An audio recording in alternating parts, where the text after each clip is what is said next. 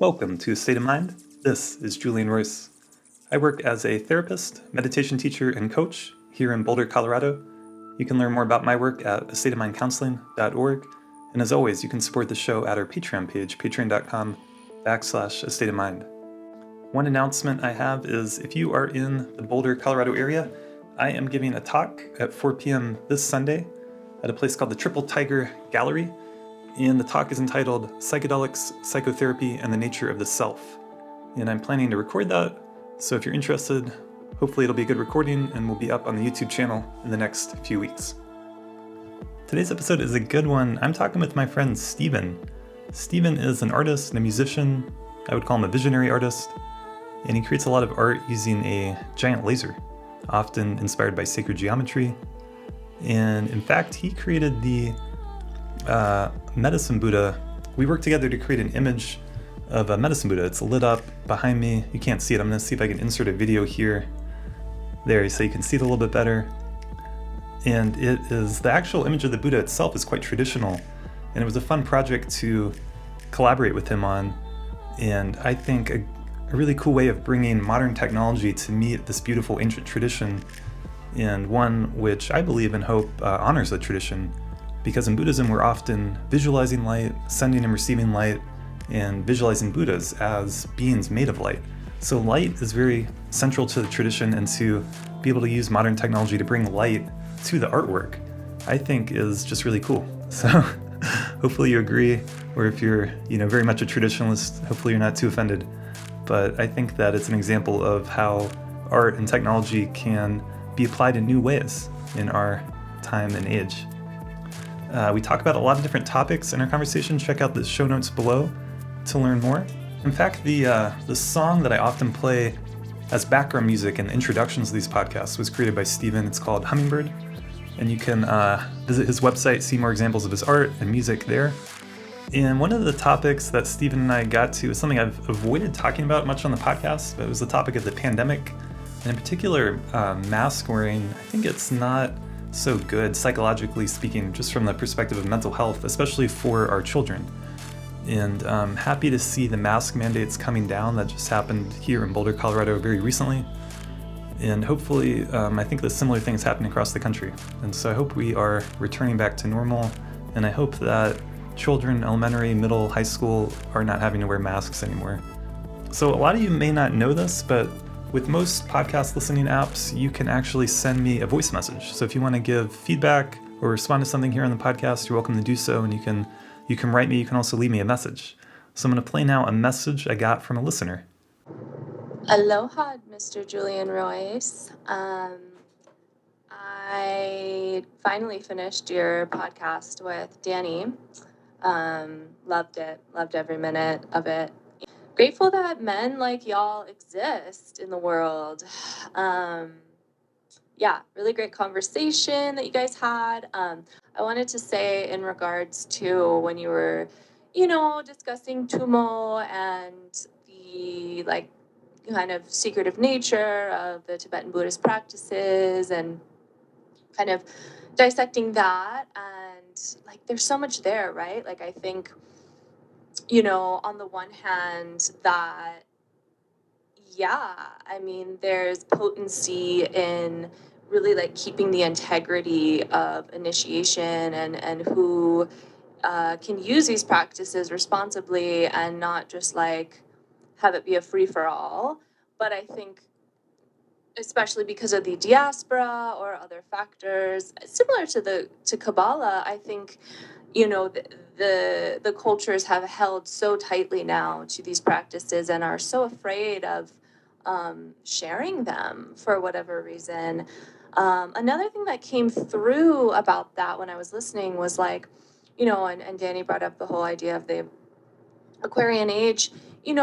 It's very possible that when these practices were being guarded so tightly, it was a different time in humanity, and potentially there was not as much consciousness, and humanity in general was in more of a dark age. I think that we are coming into a different time, a different paradigm, and things are happening faster. People are getting downloads, people are waking up, it's just a different time. So what was coming through listening to your conversation was like, oh, maybe the context of guarding it so tightly at that time did make sense. Maybe people in general really couldn't handle it, but maybe now they can. Maybe in general now more people can handle these practices in a good way. And then, but then there's always this dance between like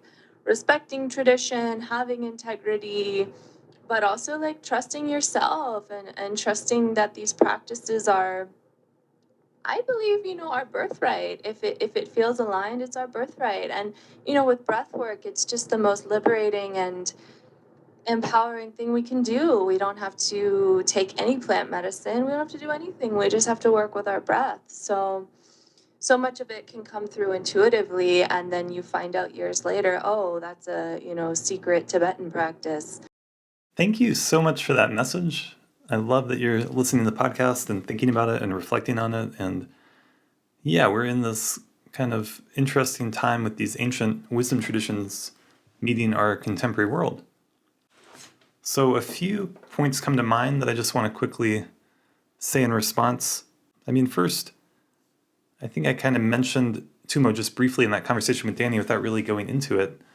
And I'm definitely not qualified to teach Tummo or even probably to talk too much about it, but I can share a little bit of what I know. But I just wanted to say that, it does involve initiations traditionally in the tradition, but it also is a practice that has, complex visualizations and mantras, and traditionally like a lot of extensive practices you would do beforehand, including the nundra or the preliminary practices, and then a whole lot more.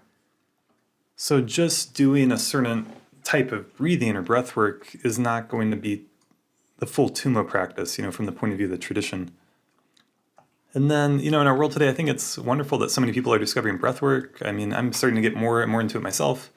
And maybe a lot of people are doing it because it increases your sense of vital life energy, of health, even of longevity. Those are all awesome reasons.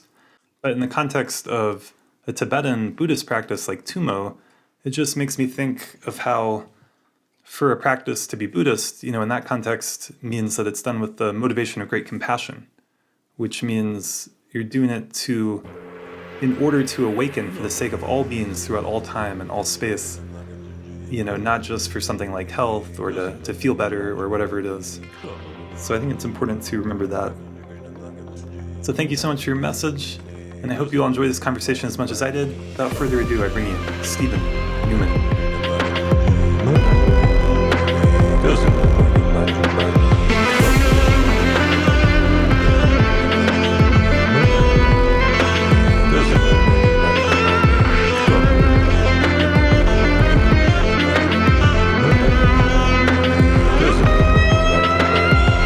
Here today with my friend Steven Newman. Steven, thank you for being back on the podcast.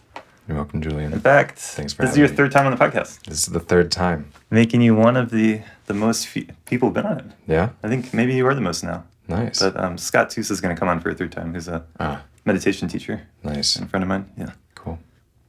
Well, I'm honored. But yeah. Thanks for having me this many times. Yeah. And just for people who didn't listen to the other ones or aren't aware, you're on the podcast website. You helped develop the artwork. Mm-hmm. And your song is in the background when I create the intro on a lot of episodes, a lot of the more recent episodes. Yeah, cool. It's a beautiful song, Hummingbird. Yeah. Yeah, thanks for featuring me in that way. And it's been cool to see your progression and journey with A State of Mind as well. And I've really enjoyed like your unique curation of different subjects that you're interested in, that you have connections with, like ranging from like meditation, psychology, psychotherapy, psychedelics. So it's a real good like symbiosis and synergy in our interests, and so it makes sense that we've collaborated so much. So the podcast has been such a cool journey, and you've been there from the beginning. It feels to me like there's some guests that are like Buddhist teachers and scholars and meditation teachers, specifically mostly from the Tibetan Buddhist world, and then there's people who are other like fellow therapists or developing, working with psychology therapy, healers, and then there's some people that I just know and I've invited on, and those have been some of the most fun ones. And they're just like, someone who's interesting, someone who had a story to tell, someone that I met and connected with, and then some people are artists like yourself, have been a part of it. Yeah. Yeah, I love that. I mean, yeah, for me, like, it's also been cool to have like this benchmark of like, because I've re-listened to our episodes on a few occasions, like just this benchmark of how was I thinking at that time. It's rare that we have this opportunity to speak at length about what we're experiencing any given moment in our lives. Yeah. And I'm sure for you, since you do so many episodes, there's like at this point like this whole log of your thoughts and recordings that is there. But for me, I don't really do that often, and so it's kind of like there's a specialness to it, and then also like I'll be able to 5 years from now listen back and see how crazy I was back in 2022. Yeah, it's so cool to see a library get created, and like but I appreciate your point of it's a snapshot of where you are in time, and if I'm talking with someone for an hour to 2 hours, it's it's a human, imperfect conversation that maybe sometimes you change your mind on something, or you grow, or you develop, or you would say something a new way. What I think about more than the specific content is that any given podcast in that moment, it's like the whole gestalt, the whole fabric of my being in some sense is being expressed, for better or worse. So I can, like that's where it's coming from. Like, where are you coming from in a deeper level? And I think that's what carries through the human voice, body language, eye contact. There's like so much more to communication, and the miracle of modern technology to capture that just through the voice. I mean, I think the voice is a microcosm that would reflect the whole. So totally. And it's there's a quality to the voice that I've noticed of like hypnotizing oneself. Like you can really get into a flow and trance, like being attentive to your what you're speaking, and so I think there's just an appeal for people creating podcasts, creating content, sharing their ideas, for that state that you can achieve when you're just like flowing and coming to that. But then also for someone like me who listens to podcasts often, I notice it. Sometimes it's distracting, and you want to be able to pay attention to it, but a lot of times it's just kind of like there's a soothing like nature to just hearing someone talk and listening to it, and you just kind of like it could almost be in the background, or it kind of settles your own mind, because your own mind is always like thinking, and I mean, there is the flip side of so I think there's the flip side of it being like overstimulating. Like sometimes I notice I'm like, man, I like listened to 3 podcasts and an audiobook that last week, and I didn't retain much of the information that I took in. It's like kind of just background noise. But so trust me, it was the amount of times like when I'm recording music that it's like record, delete, it's like you want to get it right. It's especially a recording. It's something that's so like it does have this permanence to it. Like it's going to be out there. You want to make it right. So I respect that.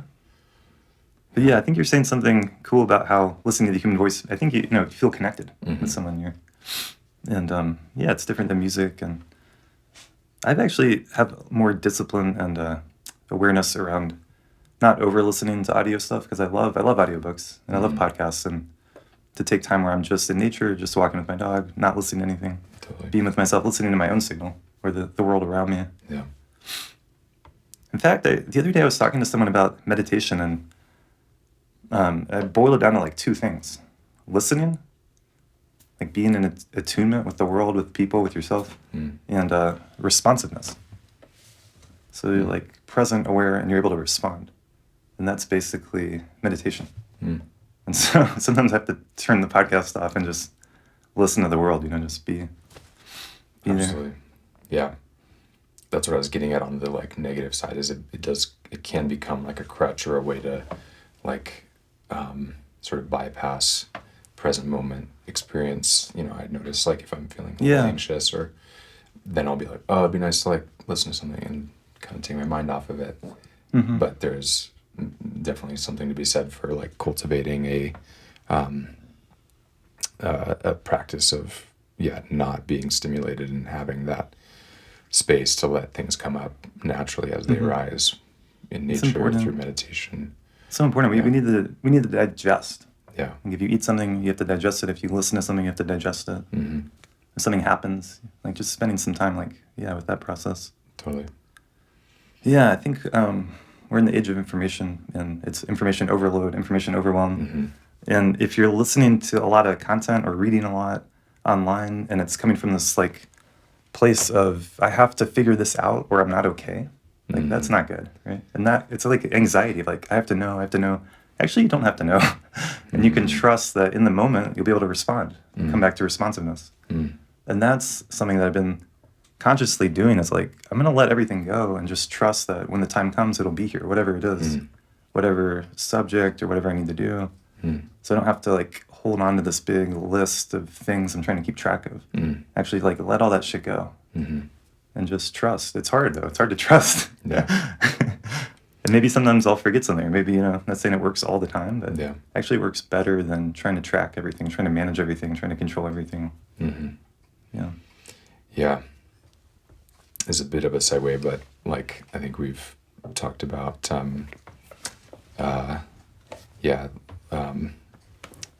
writings of Jordan Peterson. But I was just talking to a friend about this, and was influenced by his writings and teachings.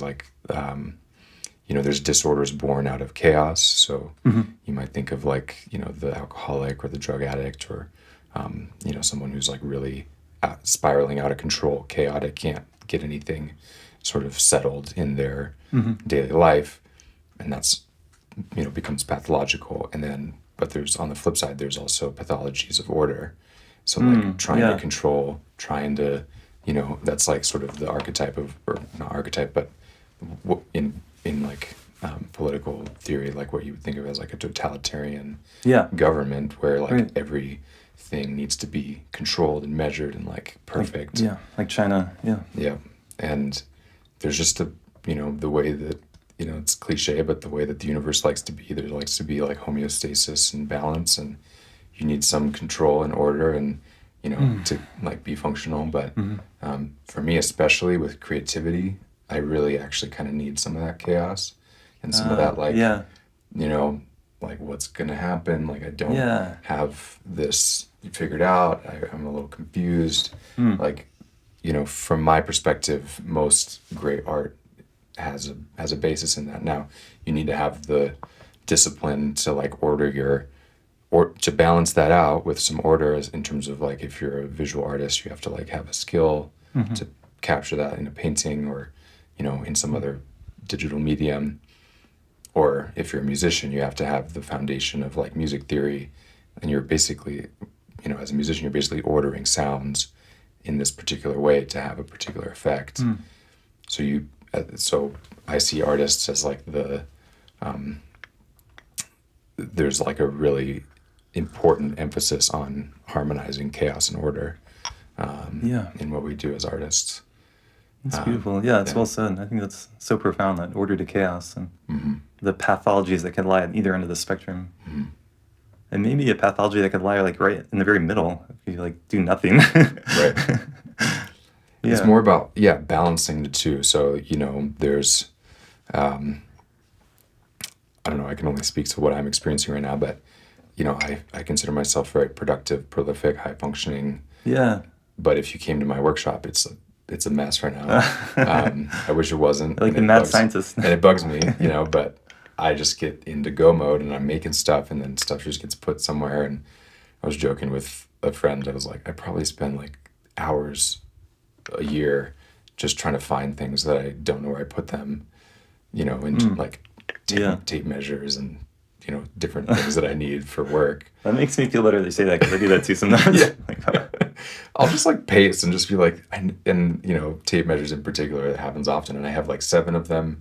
They're bright yellow, and it's how do I spend so much time trying to find these? But I don't just have one spot where when I take it, I put it back. That's funny. So for whatever reason, I would like to be more ordered and clean and have a good dynamic in my space. That's a priority. But all that to say, like, for me, it works well to have some of that, like, allowance for just kind of letting go and not being in control and Yeah. like letting the chaos just do its thing. So That reminds me, I just listened to, I think, yeah, it was Jordan Peterson on the Joe Rogan podcast, and he was describing listening to an incredible, like, improv jazz band. The guitar player was soloing and, like, riding this wave between order and chaos where, like, the whole thing seems like it might just be about to spiral out of control or go off the rails, and then, like, yeah, like that, like, sense of mastery right there on the edge of your ability, you know? Yeah.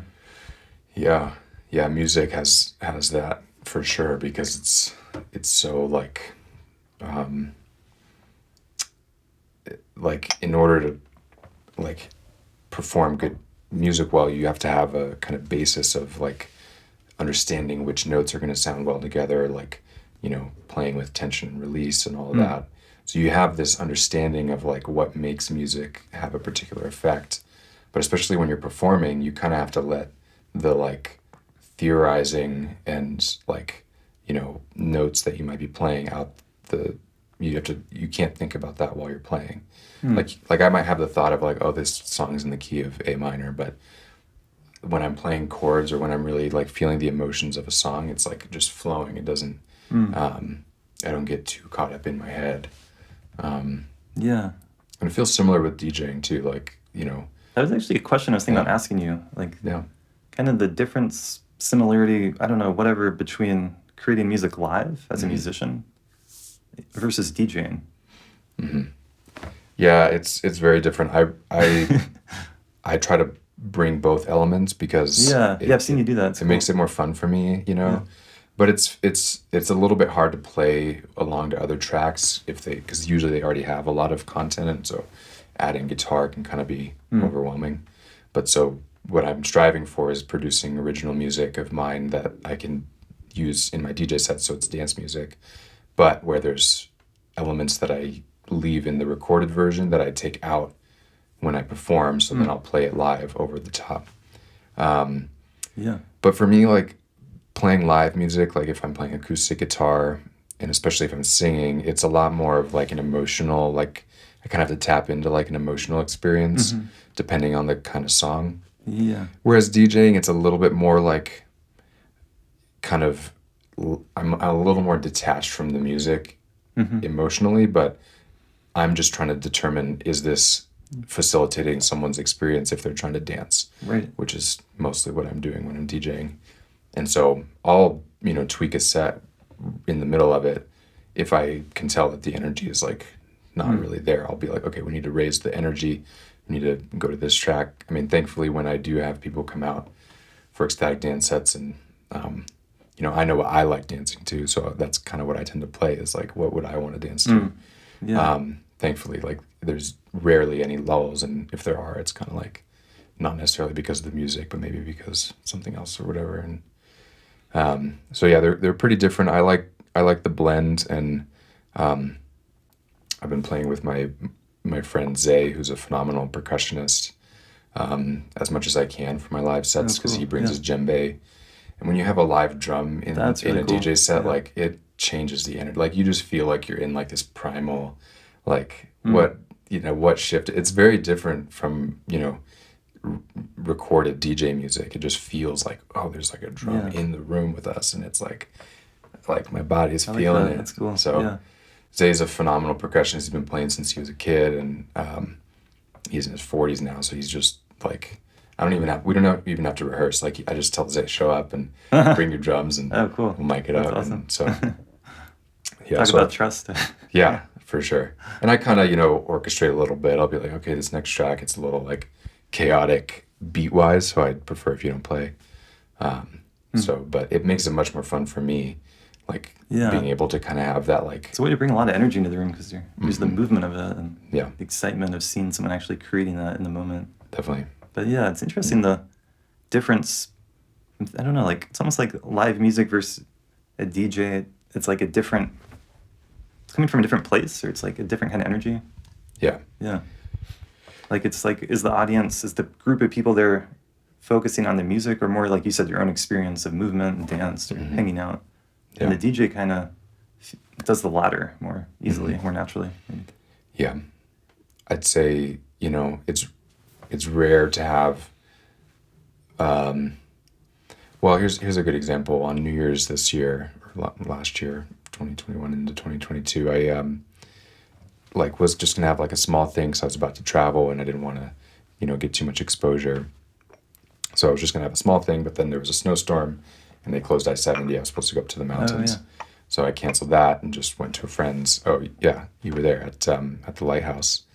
And I brought my DJ stuff because I was like, oh, maybe people want to dance. Yeah. I started DJing and there was like a few songs people danced to, but then it was like, it kind of fizzled out and people wanted to go and go to another party and whatever. So, and I was fine with that, whatever. But then later in the evening, I was kind of like, I just want to start my year off just playing guitar and like having a good night. See, I was at that other party, and then at one point, all these people were like, "Steven Newman's going to play music at this place," and like this big like group of people traveled over to go see it. That's funny. Yeah, I mean, I would have. I didn't know that was why people came, but I just, I just was going with the flow of the evening, and so it was kind of more of a chill hangout vibe at that, and especially after midnight. But what just really like the experience just really like touched me on a deeper level than DJing does. But I was playing acoustic guitar and it was amplified through my speaker, and then Noah came in and was just like feeling the music like so much and like was just like immediately walking in the door was just like flowing and dancing and like really loving the guitar. And it was almost like he was interpretive dancing to what I was playing on the guitar. Oh, cool. Yeah. And it's beautiful. So I just got to have that immediate feedback of like, I'd play a little note and like do a little flutter and he would like, flail and like, feel it so deeply. And I think that kind of encapsulates what for me is much more exciting about live music is that you have that like immediacy of like, whoa, this is like in the room with me. There's like a spirit in the room that I can really just feel. Yeah.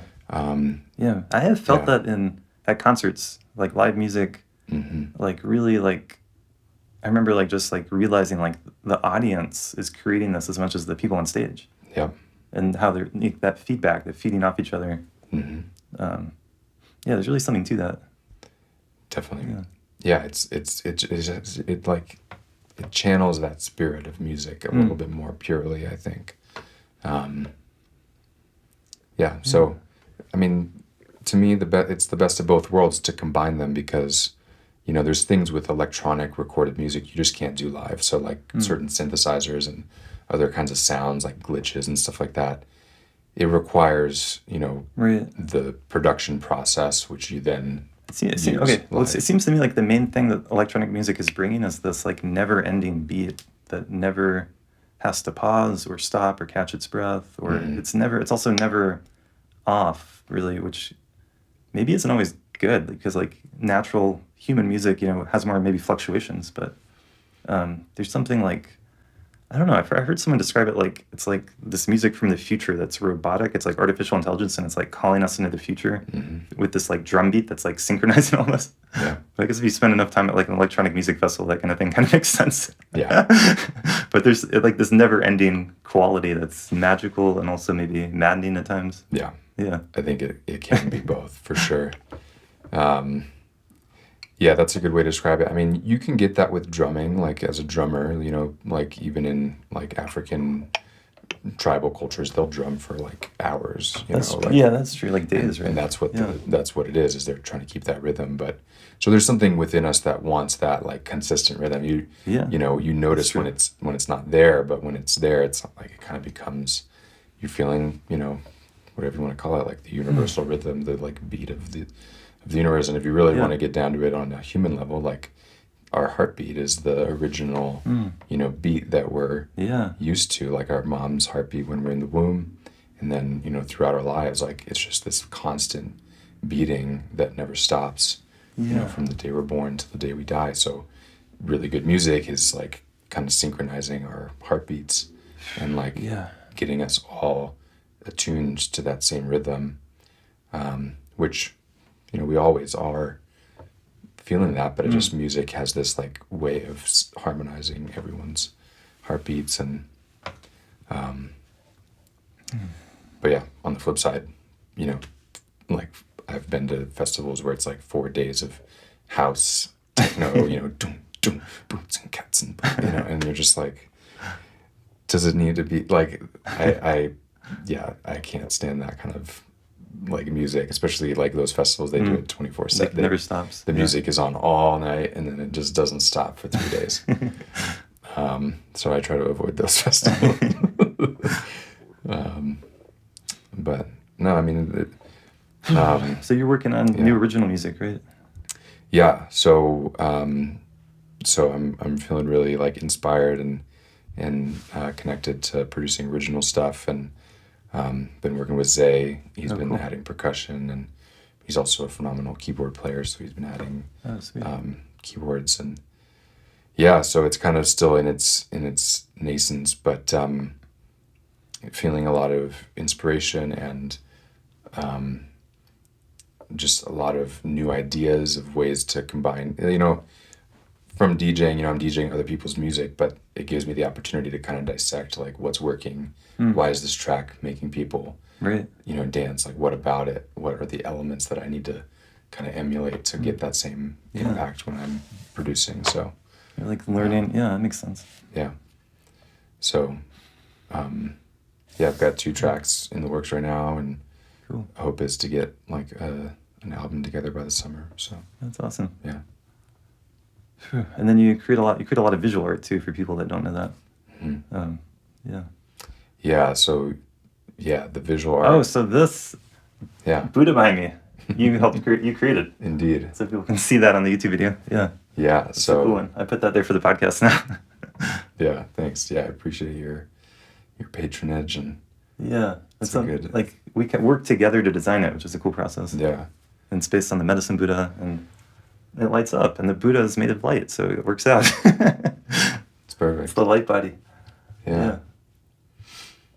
Yeah, so same level of excitement and stoke and inspiration for the visual art these days. I'm feeling really blessed to be getting cool opportunities and commissions, and trying to just ride the wave of like expanding that. And I've had a smaller laser for about 3.5 years now. And I'm upgrading to one that's almost 5 times the size. Wow. It's coming in 2 weeks. Cool. Because most of what you do is laser engraved art. Yeah. Yeah, it's laser engraved, so like that, it's kind of like a light etch on the surface of the acrylic. Or laser cut, which that's where you get like, the cutouts, and then you can do like really cool layered stuff that gets really interesting and fractally.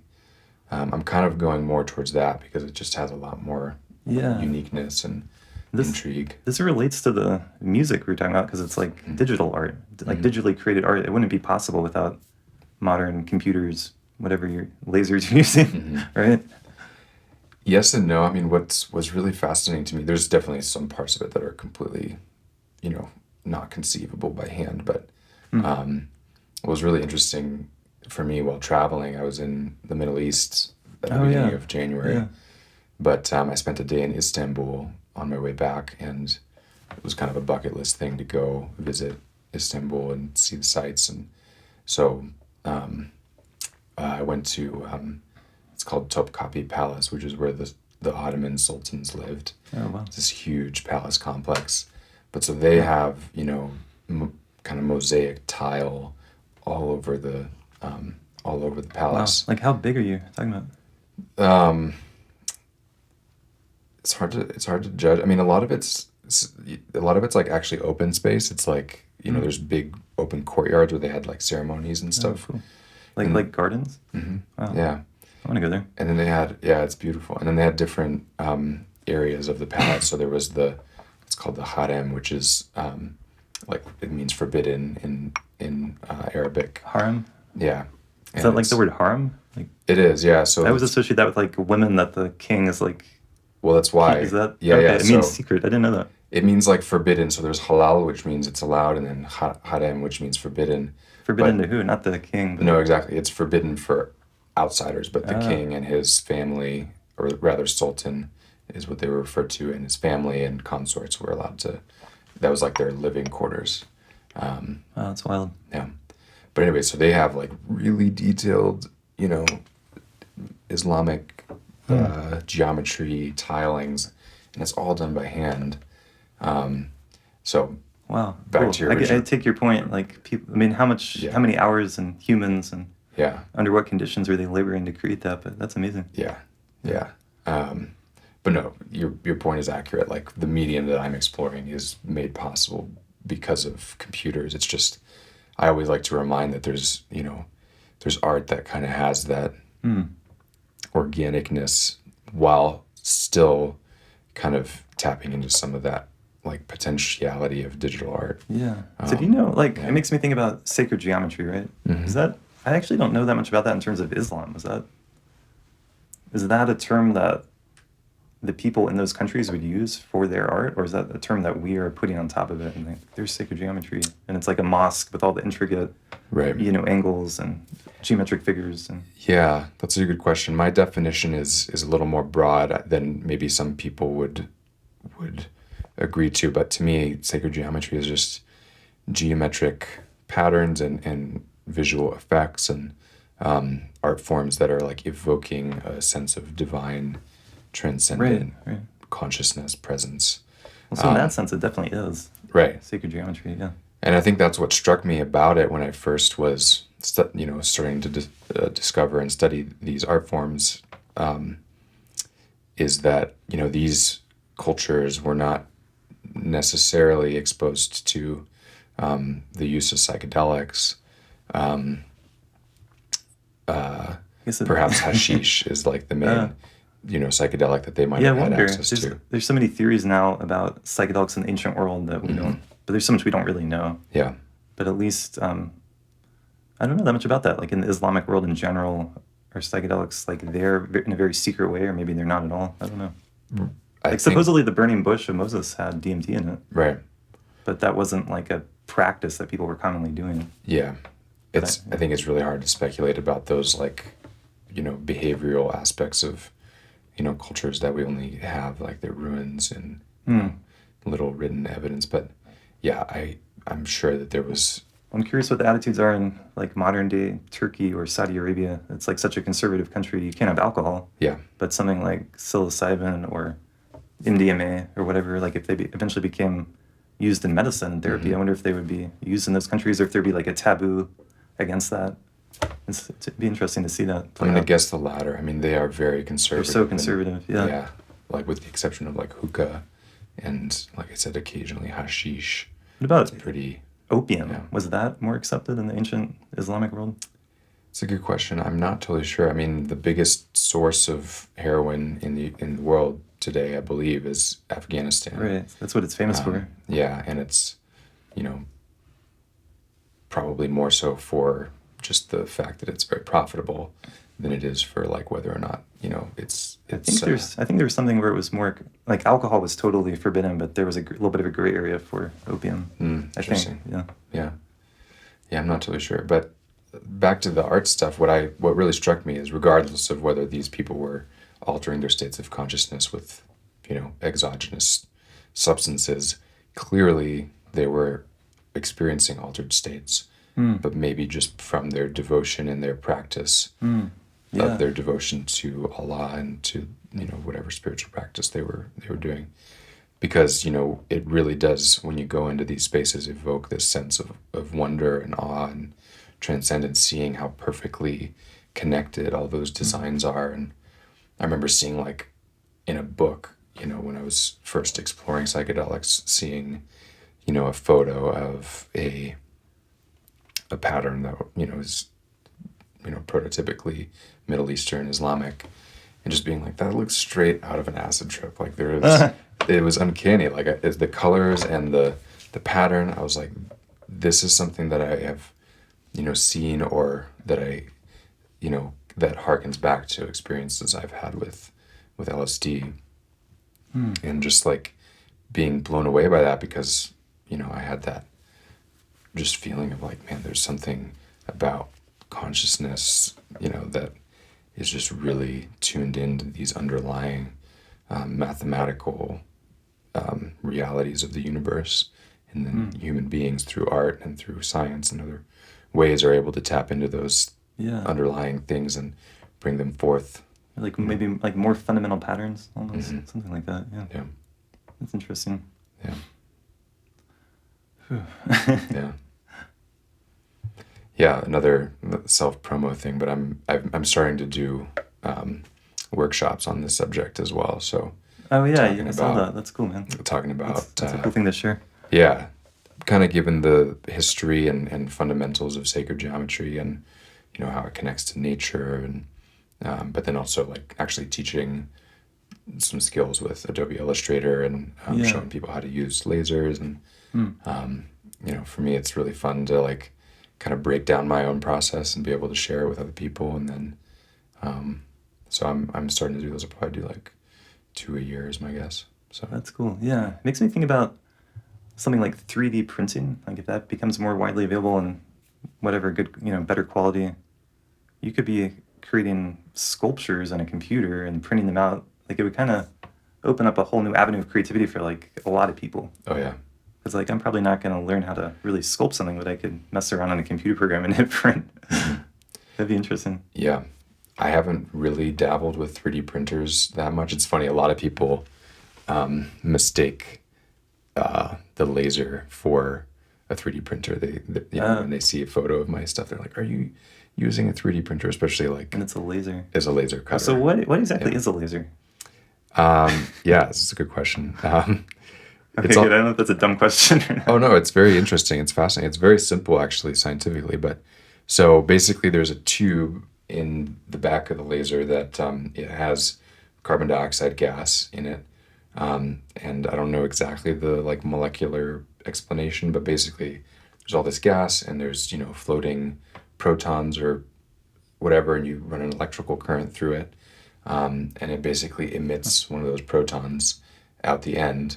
And then it shoots onto a series of mirrors, and then it shoots down onto your, bed where you have your material. But I mean, the fundamental part of carbon dioxide? Mm-hmm. I didn't know that. I thought it was like just concentrated light. You can use different gases, but basically you have to have a tube with gases that you run a current through, and then it shoots a proton out. But you can use different gases. You could use... Well, so what are the mirrors doing? So it's light, and so you have, if your laser's a rectangle, you have the tube in the back, and it's pointing that way. You need to have 3 mirrors in order to get it from the back of the machine onto the material. And if you think about it, the laser is moving, or the gantry is what it's called, is moving across the bed. The laser needs to be hitting it at all times, to be able to hit the material. Yeah, it reflects it down. So it reflects it on the series of mirrors. There's one in the back, there's one on the left side, and then there's one right over the laser. Or over the material.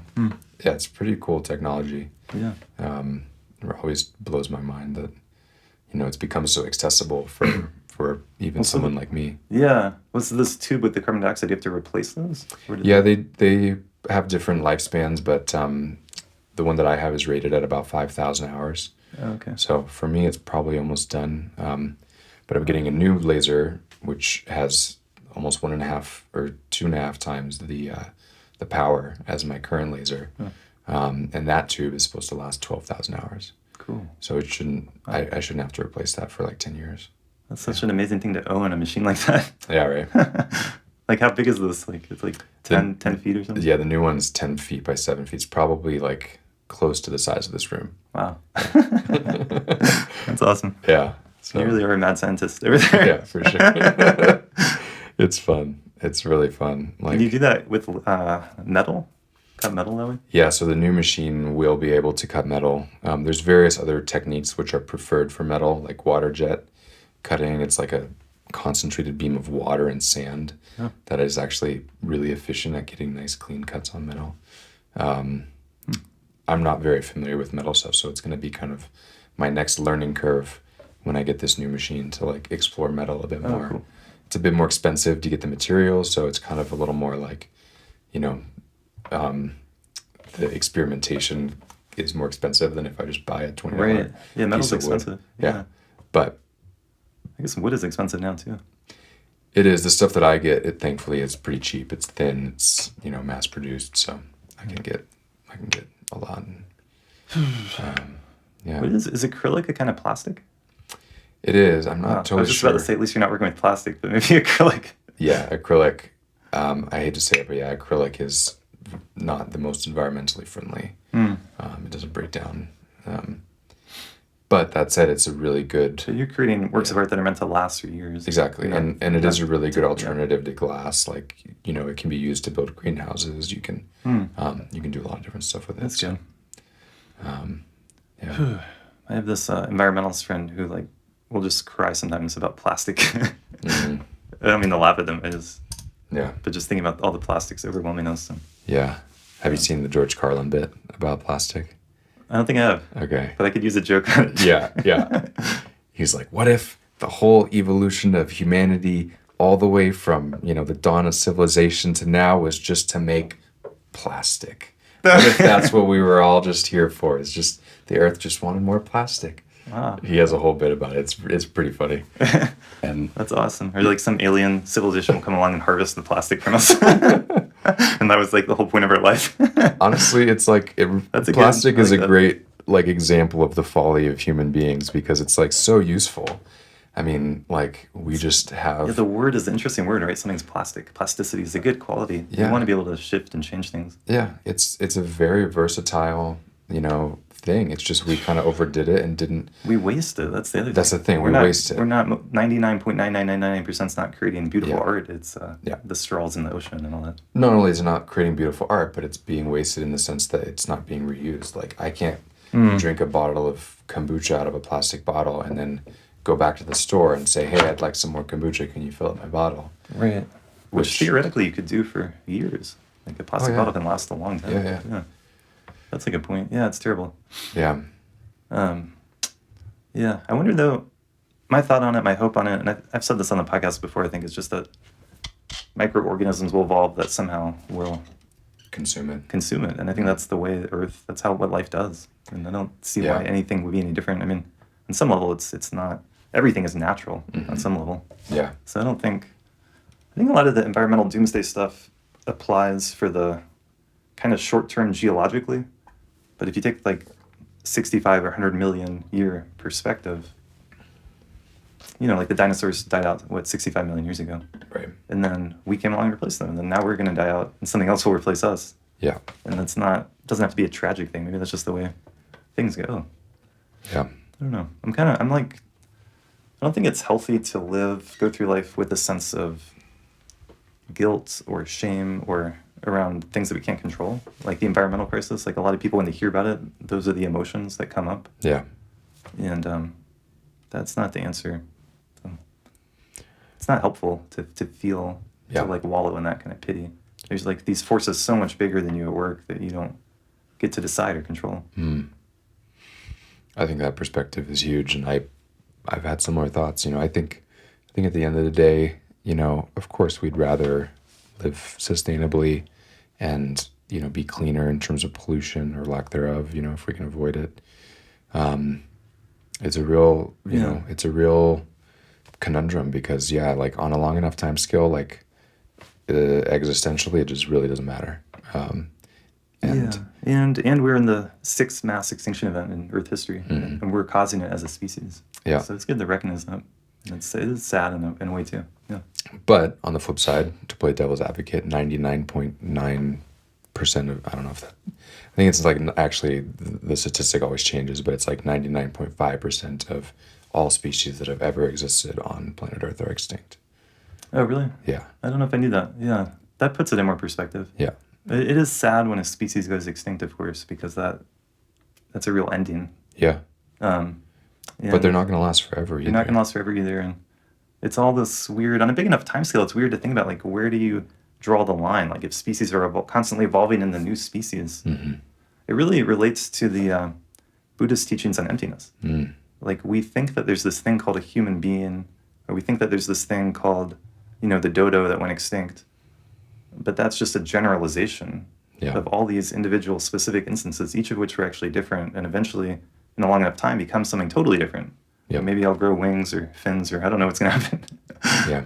But like at any point in that timeline, it was always changing the same amount. I don't think, maybe sometimes there's like leaps of change, but in any case, it's always changing. Mm-hmm. Yeah.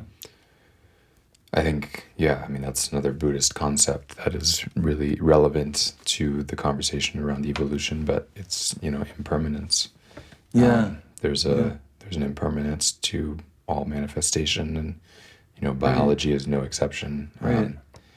I mean, we've been schooled as a species on evolution here in the last 2 years with this virus, and what that entails for the evolution of that particular, organism. Yeah. I hate to say this, but this coronavirus has just made me think about how fragile we seem to be as a society. It's like the other night I'm watching a documentary about an artist who was this great Polish artist, and in 1939 the Nazis invaded, and he was totally shocked. He had no idea that, he went to bed one night, the most powerful artist basically in Poland, most successful, famous, and he woke up the next morning with his country being literally overrun by Nazis. He walked outside and saw planes dropping bombs on his city.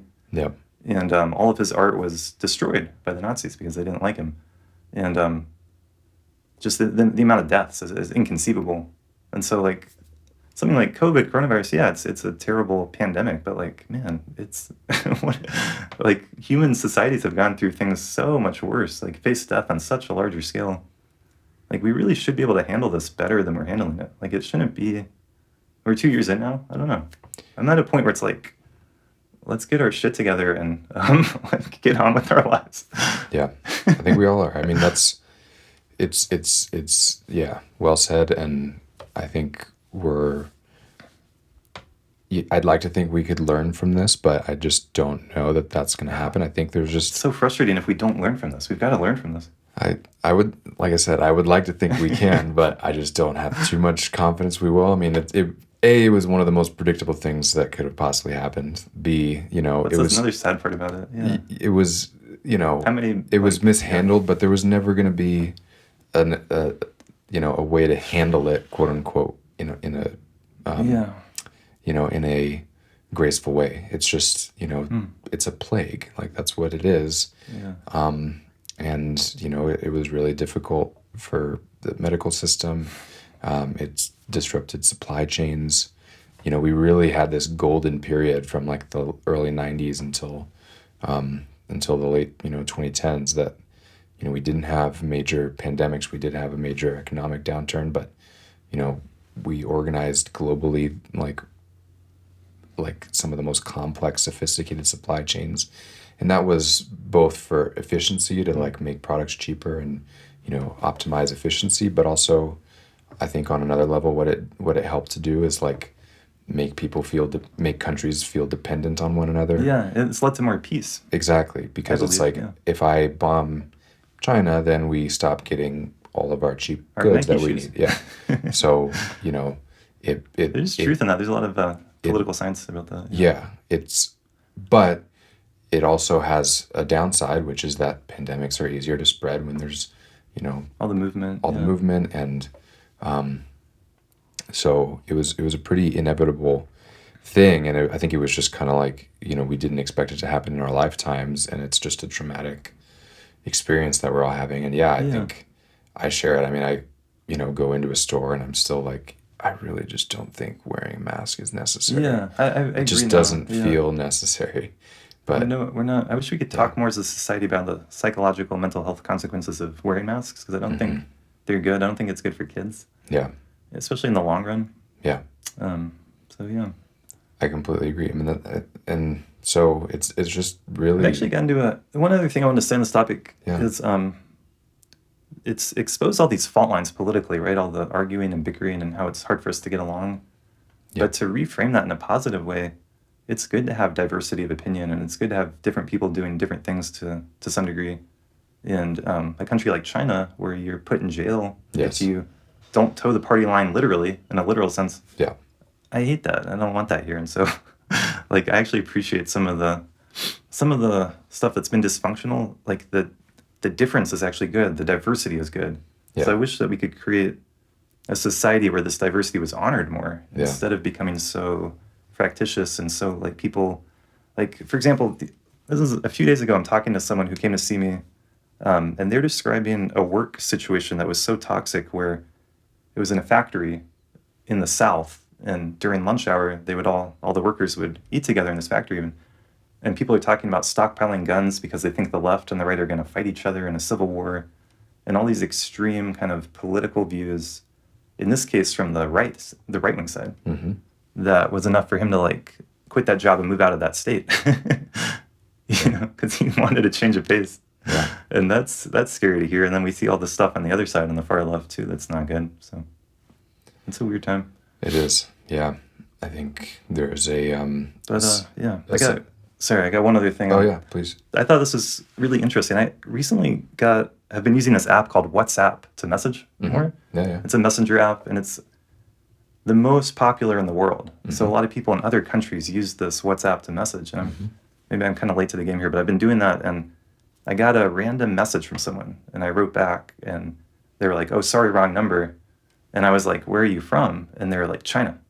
And like we had this little conversation, and they were like, "I'm so sorry. I hear that the coronavirus pandemic is really terrible in your country, and I'm so sorry for you and all the suffering that's happening there." And I realized that that's the party line that they're hearing from their media and their government. Right. And I'm like, well, I hear that your government is tracking you on your phone right now. And if they tell you not to travel and you travel, they'll put you in jail. Like, is that true? And so the conversation that was the end of the conversation, Yeah, for sure. But like, I'd rather live here. Totally. And I hope that society can have more balance in that way too. Like, I feel bad that their government is doing that to them. I think it's wrong. And they're using COVID as an excuse. So. Yeah. It's a tricky one to get in the mind of foreigners and like what their experience is. But I think a lot of Chinese people actually kind of like are proud of they're very nationalistic. There's a lot of nationalistic pride. Yeah, there is. Like there is in this country. For some good reasons, yeah. I think it's obviously like hard to trust it because it is like sort of mandated and like if you have anti-government sentiments, like you get snuffed out. But nonetheless, like I think people do genuinely have this sense of I think so too. We are everyone I've met from China has country. had that sense of pride in their country that seemed really genuine. So I've experienced that. One thing that it puts in perspective too, like a big conversation for the left here in the United States has to do with race and racism, and not to say that the United States doesn't have a problem. I think we have a lot to improve upon in terms of race, but. And it's hard to put a scale to it. You can't really like say one's better or worse, but racism is really at play in other countries like China. Yeah, they're actually quite a racist society. Oh my god, yeah. And so it's a and it doesn't even they don't have these like infighting conversations of like we should be less racist, and whereas we in the U.S. it's like all we could talk about. Again, not saying that we don't have a problem here, but just to put it in perspective, again, for me, I was in Iraq in the beginning of January, and so what's interesting about Iraq is the northern part is called the Kurdish Autonomous Region, and it's actually functionally its own country. I mean, they refer to their country as Kurdistan. Yeah. And they kind of got screwed over after World War I and the decolonization of the Middle East. Do you think the word race is accurate? Like the Kurds are their own race, so to speak? They are their own race. Yeah. And they're trying to make their own country. Yeah, exactly. And I didn't really get a good explanation while I was there, but first of all, the Kurdish people are very kind, very hospitable, warm, loving. So you were in that part of the country? Yeah. Wow, that's amazing. And I was in a city called Suleymaniye, which is one of the smaller cities, but still pretty big. It's like 2 million people. Oh. I think there's... It's a real city. Yeah, I think there's like 35 to 40 million Kurds in that region. And their territory kind of spans between mostly Iraq, but also Iran and Turkey and Syria. Syria, right? Yeah. Yeah, but I was talking to my friend like about the persecution of Kurdish people, and he was like, Arabs, they hate Kurdish people. Turkish people, they hate Kurdish people. It's just, Yeah, they're a discriminated race. yeah, that's just what it is. And they don't have a good reason. And, you know, so then, terrible. and then I was like asking him, I was like, well, don't a bunch of like Turkish people, you know, do business here? And they're like, yeah, well, when it's business, it's business. You could, you know, if you're making money, that's that. But That's back to the earlier point about economic exchange helping kind of can go beyond these divisions, but it's sad. to yes hear and that. no, but it's kind of a similar thing to like, you know, the US and China have this like kind of standoff, but we depend on each other. Yeah, So yeah. it's kind of the same thing there where it's like, why do you hate us? We need each other. Yeah. And, you know, larger point being like, you know, racism is alive and well in a lot of parts of the world, unfortunately. And it's, Yeah, that's a good point. yeah, And a lot of people, it's for some reason, I think it should be talked about more often because it puts Yeah. it in perspective. And there is in my opinion, not just in my opinion, but, you know, if you look at evolutionary psychology, we have an innate kind of inborn tendency to prefer our in-group to the out-group.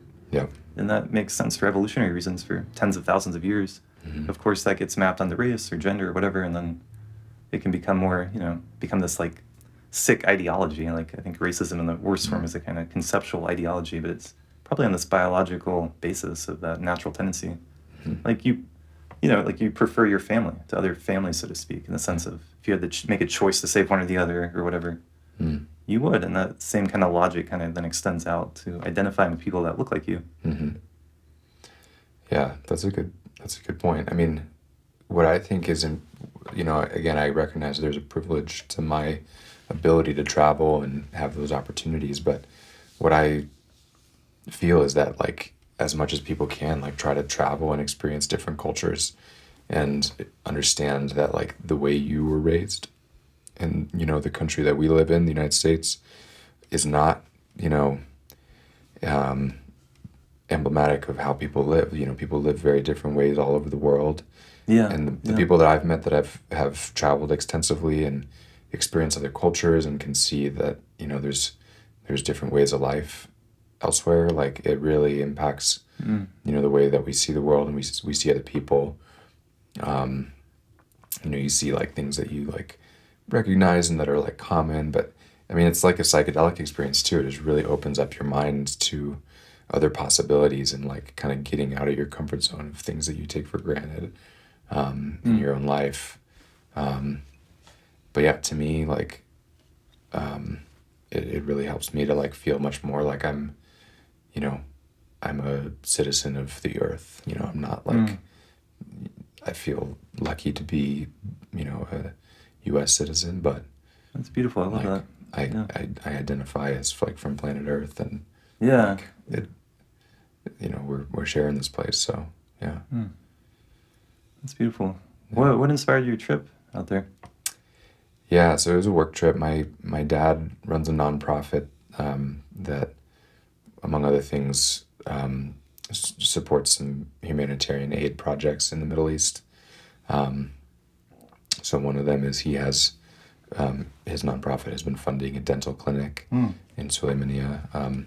They have, you know, modern dental care there, but it can tend to be expensive and not the best quality. Yeah. So that's one of the projects, and he's partnered with another NGO there called Neighbors to Nations to kind of implement some of that. So I was hired to take photos and video and, you know, have some content that he's going to be able to share with Oh, cool. fundraisers and donors and kind of show how the operation's going. That's interesting. So, yeah. And so Yeah. you get to travel. Where all did you go? Turkey, Iraq? It was just Turkey and Iraq. Yeah, so Iraq was for 10 days, and then I decided to extend the trip and stay in Istanbul for an extra day because, Oh, cool. yeah, I was already flying through, and I was like, you know, Yeah, makes sense.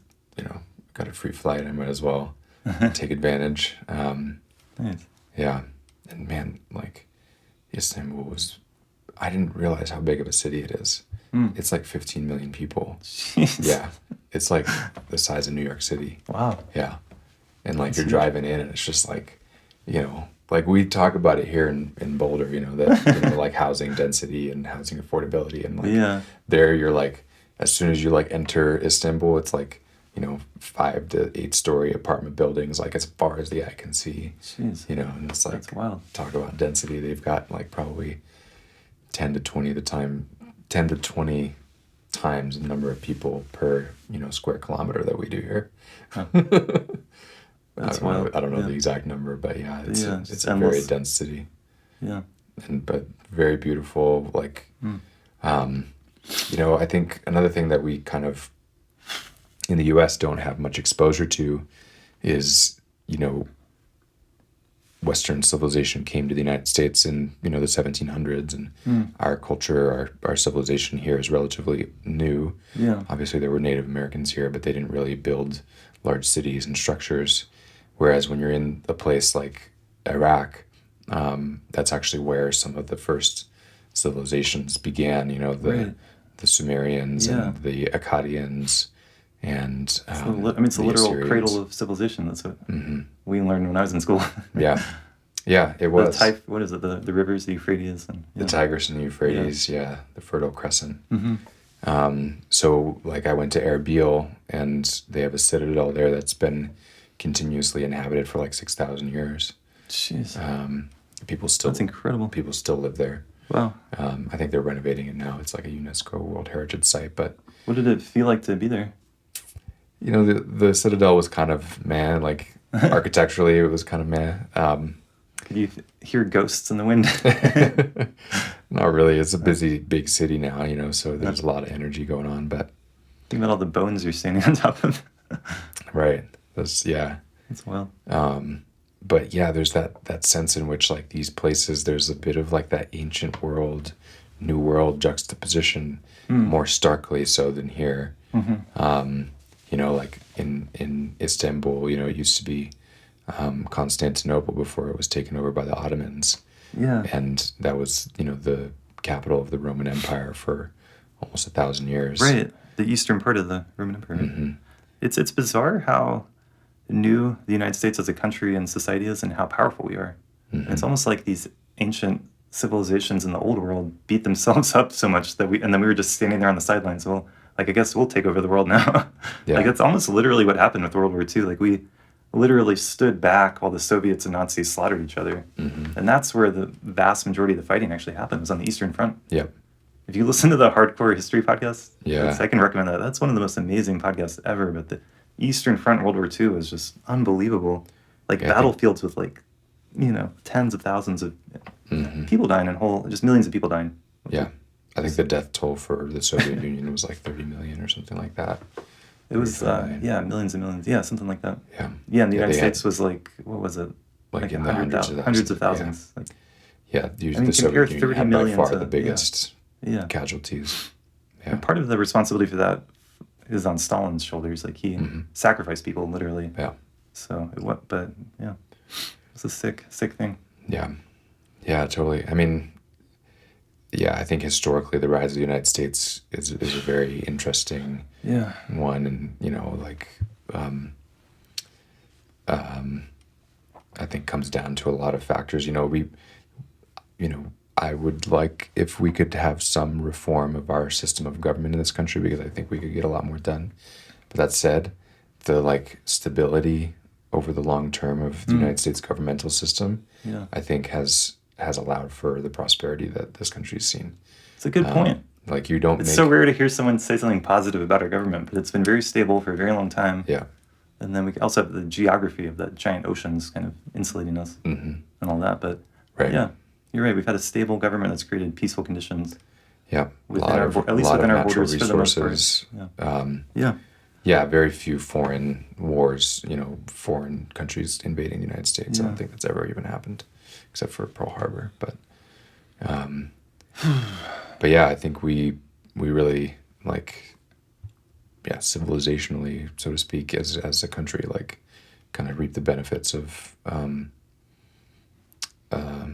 yeah, the wisdom of the founding fathers, which, again, I think we can improve. But you know, certain things they really just got right, like free speech. Yeah. They got right. It would be a huge improvement if we at least went back more towards what they were originally intending now. Like, that would be a good first step.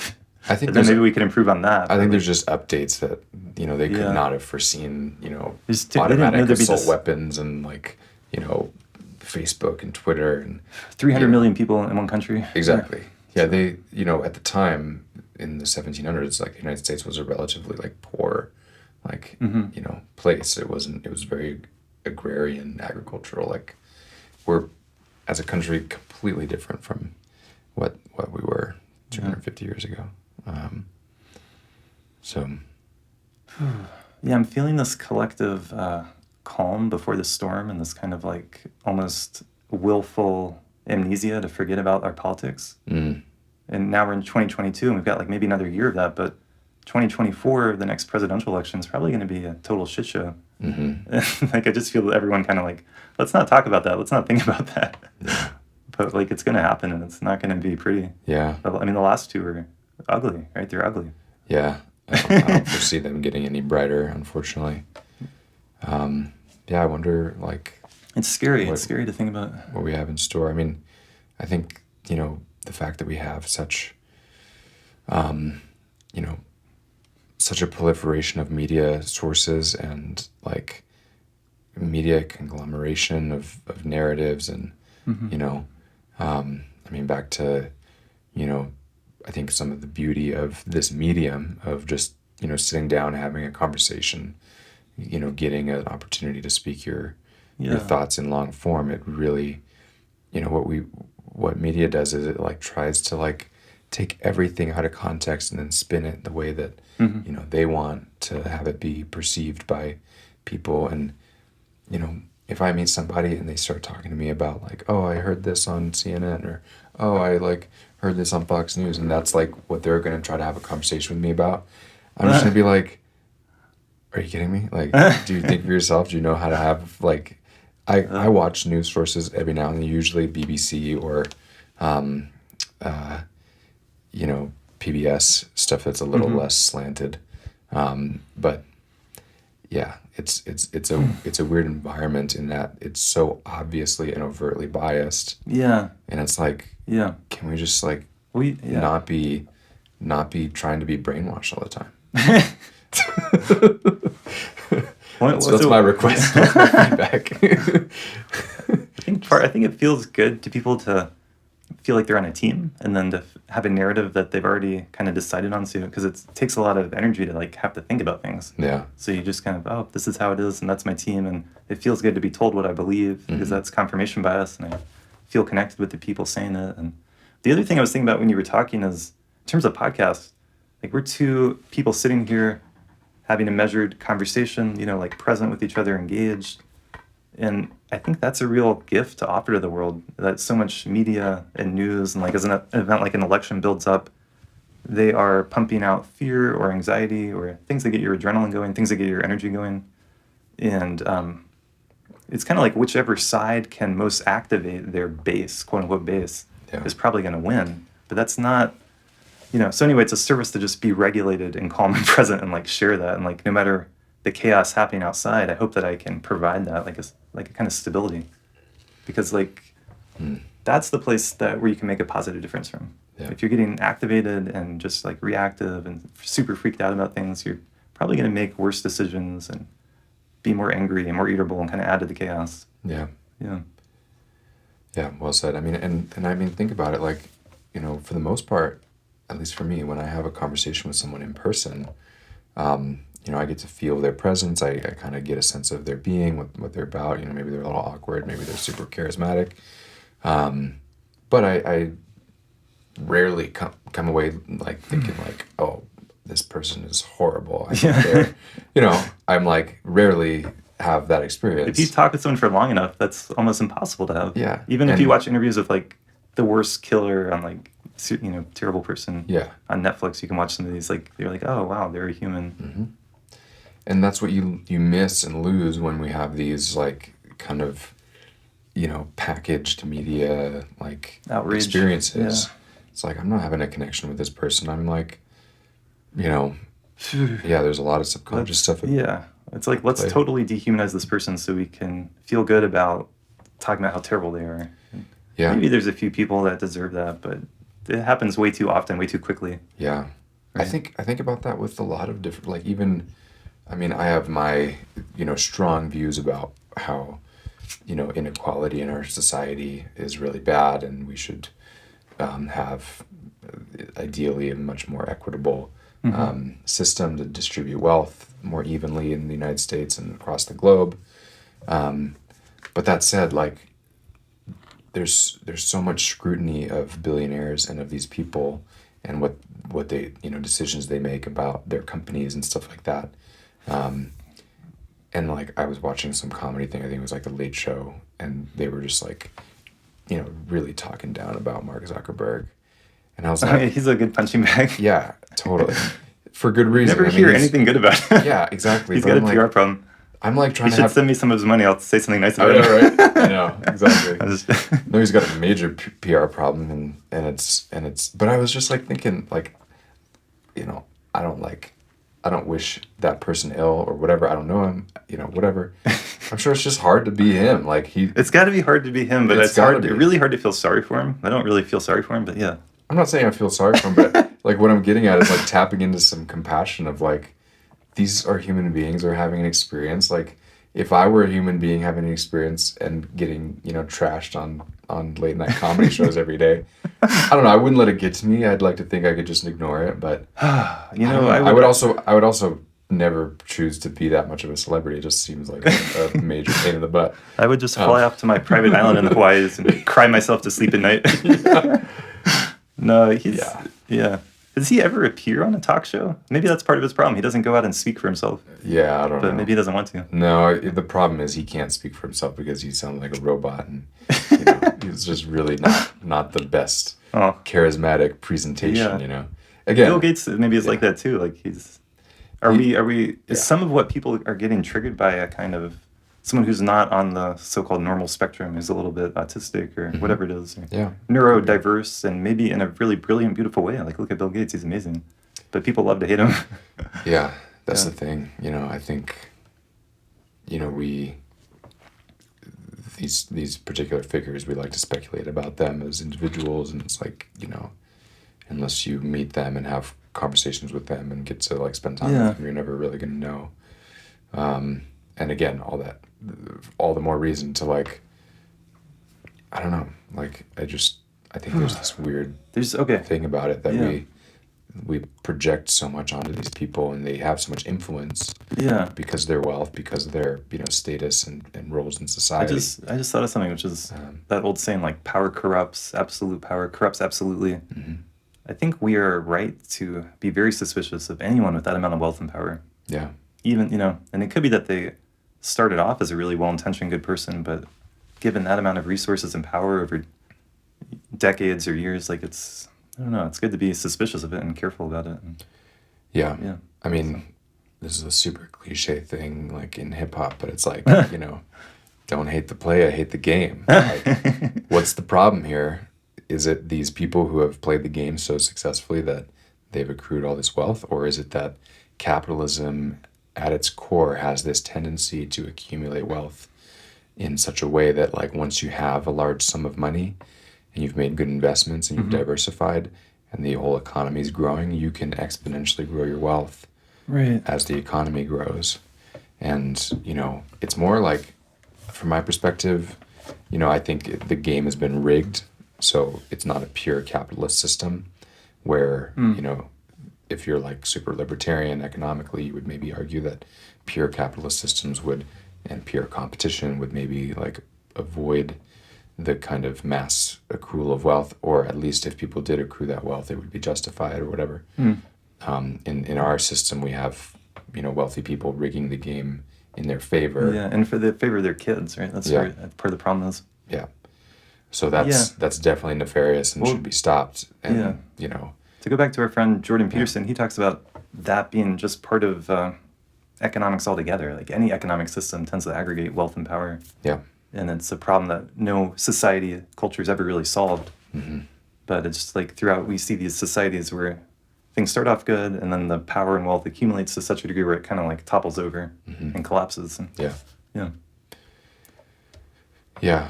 And there's natural cycles to this too. Like in the late 1800s, early 1900s in the United States, we had the Gilded Age, where, you know, John D. Rockefeller and Carnegie were, you know, titans of industry. Vanderbilt was one. Yeah. Vanderbilt, yeah. Yeah, that happened then. And then did the Great Depression kind of even the playing field again? It was a big factor. And then maybe the two world wars. World War playing II field was a big factor that kind of globally, not just in the U.S., but globally reset the game. Yeah, it was like a reset of the game. That's such a good way to look at it. Mm-hmm. Yeah, World War II is so wild. Yeah. There's a really good economics book that's really dense and hard to get through unless you're really into this stuff, but it's called Capital in the 21st Century. And it's by I've heard of that, yeah. Tummo Piketty. Yeah. It's a really fat, like 800-page economics book, but he just lays it out. That's on my list, but I've never read it. Yeah, it's a decent audiobook. It's a long one, but, you know, worth checking out. Cool. Yeah. But he really lays out the historical trend of that, you know, inequality increasing at the late 1800s, early 1900s, and basically like going away during the World Wars. And then what's happened over the last 70 years in, you know, post-war Western countries. Yeah, it's getting really bad. It's if you look up, I'm not going to do it right now, but the average amount that rent has increased for the people who have to rent their home in the United States of America versus the amount of income increasing for the average person. Yeah, it's sad, man. We're heading into kind of rental.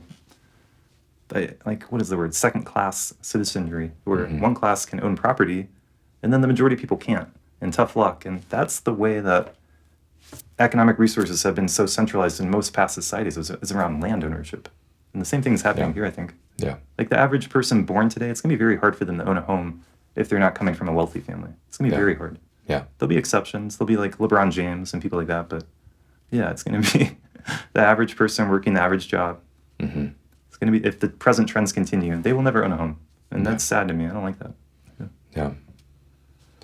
I think there's two sides to this. I mean, we could really go into the economics, which I'm fascinated by. I think it's a huge problem that, you know, millennials have been basically shut out of the benefits of, you know, home ownership and appreciation of home values.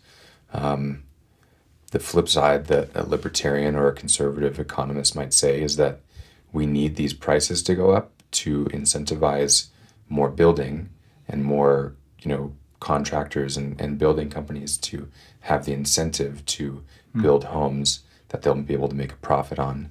And so what's happening, you know, now is there's a much bigger push to increase the housing supply. Yeah, maybe it'll balance out. It's tough in a place like Boulder because there's moratoriums on, you know, height of buildings, and so you can't build. There's a big green belt all around Boulder. If people don't know that, where you're not allowed to build. Yeah. And it preserves the beautiful environment we live in, but it limits the housing. Yeah. Exactly. And so, you know, the way to decrease housing costs is to increase supply. So right now, you know, Boulder is a really popular place to live. All of Colorado is, for that matter. And there's more demand than there is supply, and prices are going up. Like, it's that simple. But it's happening across the U.S. Although I just read an article that in certain parts of the state of Kansas, they're giving away land and houses. So if you want to move to Kansas, you can have a free house. Apparently there's places in Europe like that too, where like villages in Spain or Italy where no one under the age of like 80 lives anymore, and they'll like give you a house for a year if you... Yeah, they're having a massive population demographic transition from rural areas to urban areas, and it's like really devastating those like rural small towns that, you know, the aging population can't really like continue the economy. And you know, I think there's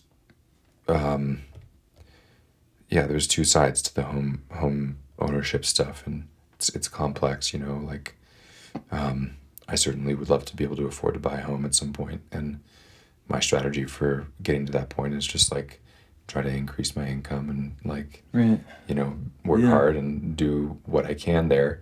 But I'm also, you know, like I have family members who are in their 40s into their 50s who have never owned a home.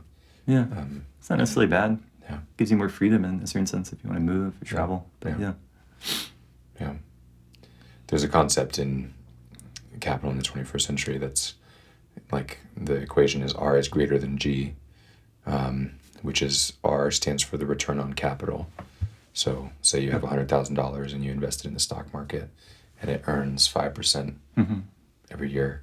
So that's the rate of return on capital. 5% is greater than G, which G stands for economic growth, so GDP growth. And so what you were talking to before about rents increasing while incomes are stagnating is exactly the problem that he's outlining when he's talking about R is greater than G. So there's this tendency over the long term for the rates of return on capital to remain high, meaning you can continue raising rents, you can continue, generating a return on your investment if you bought a home or you bought stocks. We saw this during the pandemic. People who own stocks, initially there was a big crash, but then there was the biggest, appreciation of stock values in history over the last year and a half.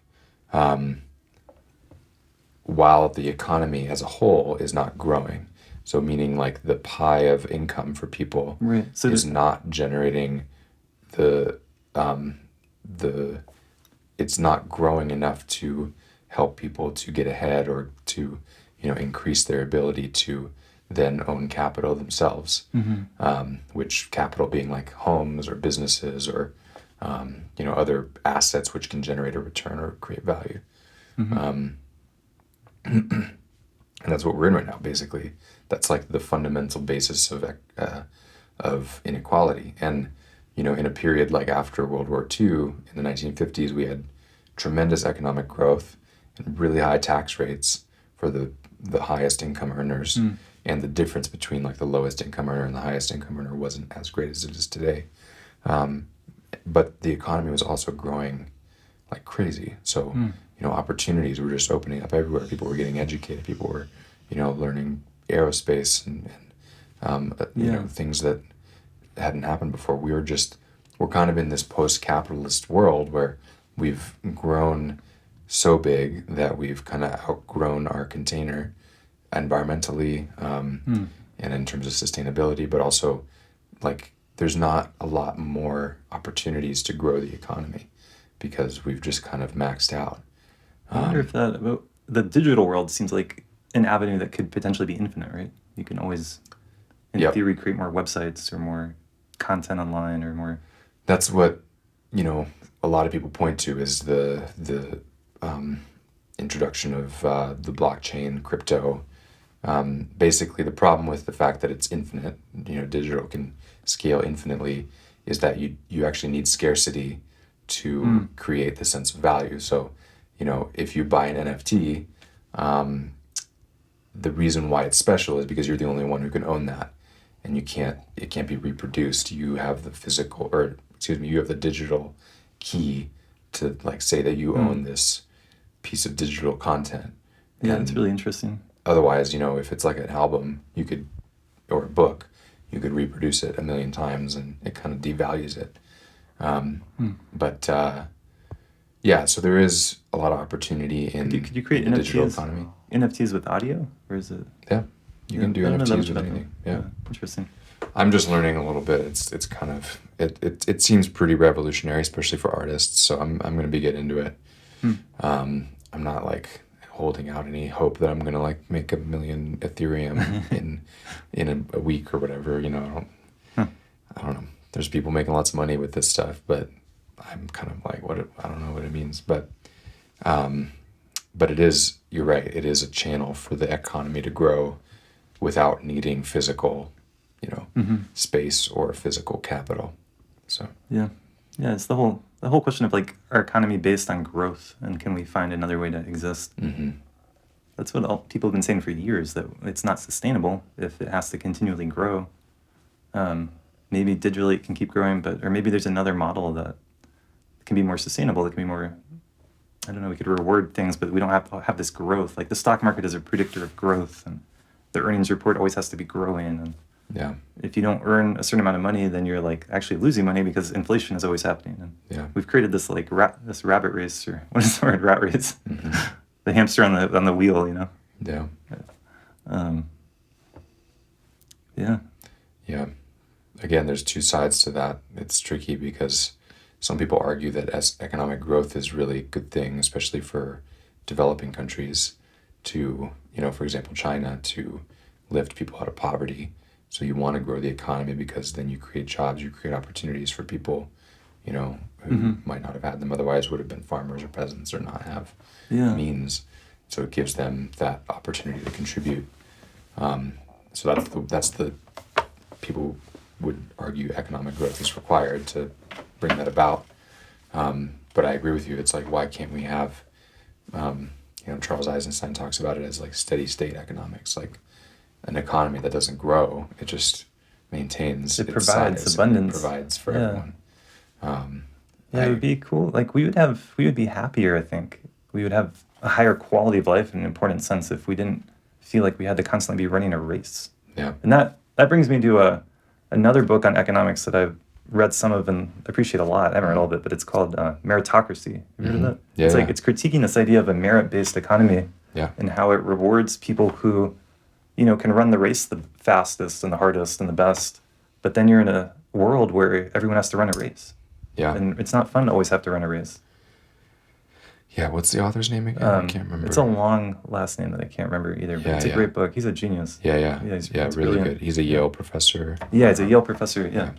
Yeah, I have a copy of it. I don't think I've read it, but I've listened to some of his talks, and it's really interesting from his perspective because he's talking about these like high achieving, elite The elites. students in these Ivy League schools, but he's also talking about how, these people, this class of people as, we used to think of like wealthy, aristocratic peoples as kind of lazy and they didn't really like put in a lot of effort. Whereas these people actually work more than the average super effort person, and they kind of use that to justify it's annoying. their wealth. They say, well, I mean, I'm making $500K a year, but it's because I'm like really productive, and but yeah, it's really flipping on its head this idea that you can merit that level of wealth or that level of income.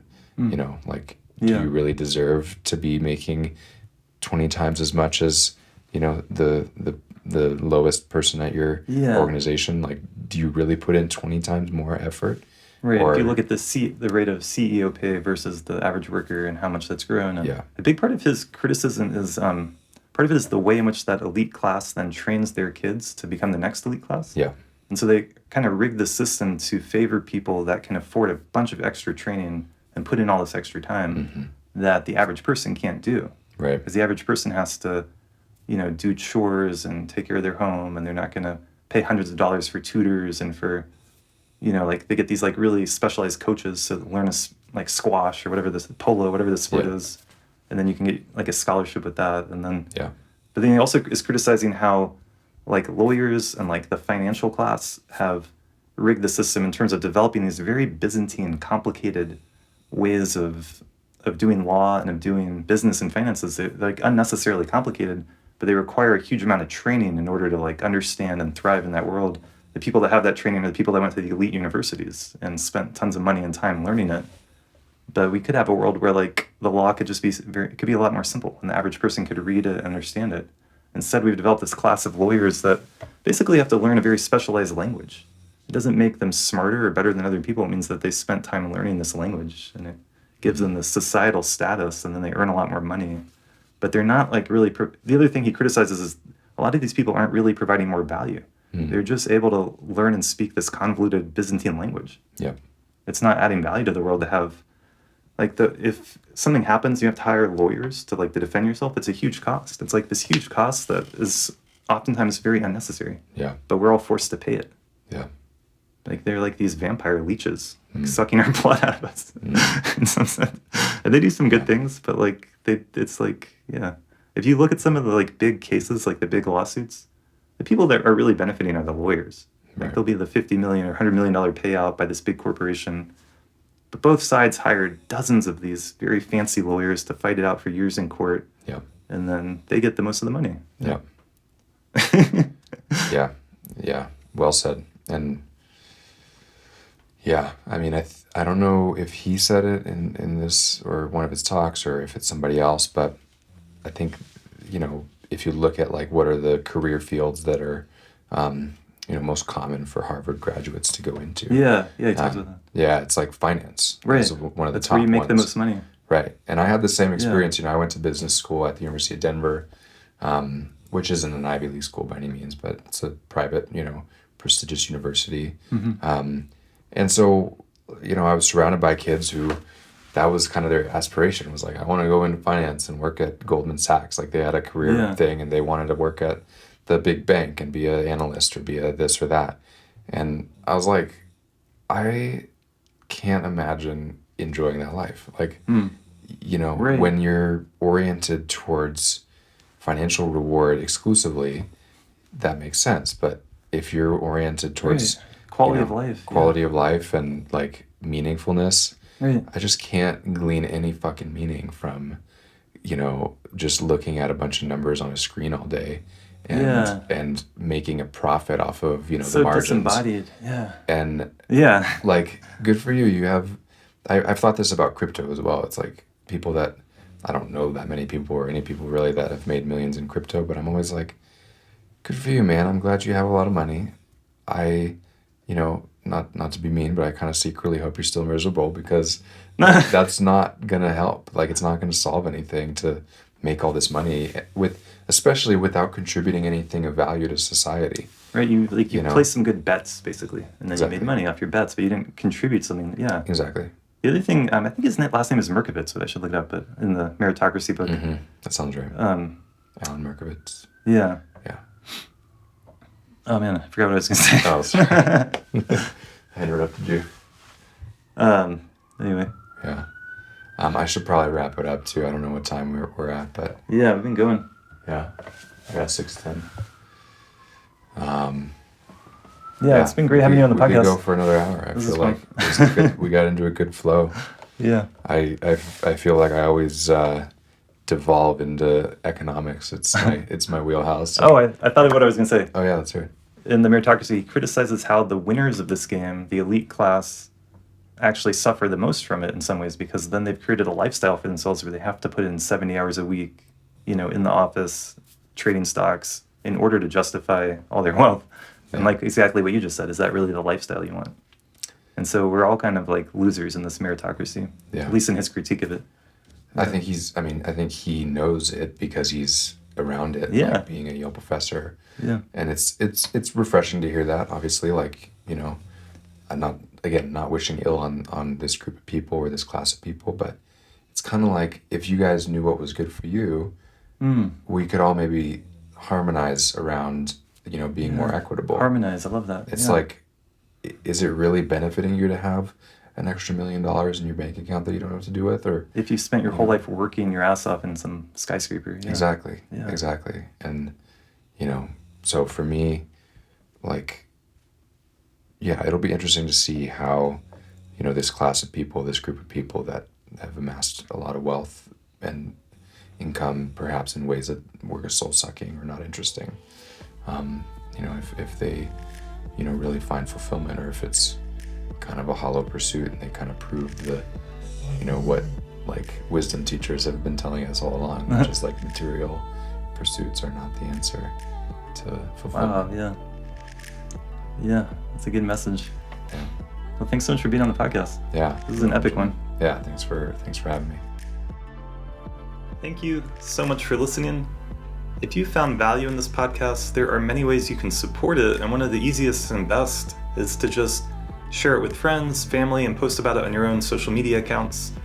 That really helps the podcast a lot. You can leave us a positive review on Apple Podcasts and now on Spotify Podcasts. And of course, you can join our Patreon community, patreon.com/astateofmind, where you will receive access to guided meditations from me, additional music and artwork, other goodies that are in the works. So check that out and learn more about my work as a therapist and meditation teacher at astateofmindcounseling.org. Thank you so much, and I will see you here next time.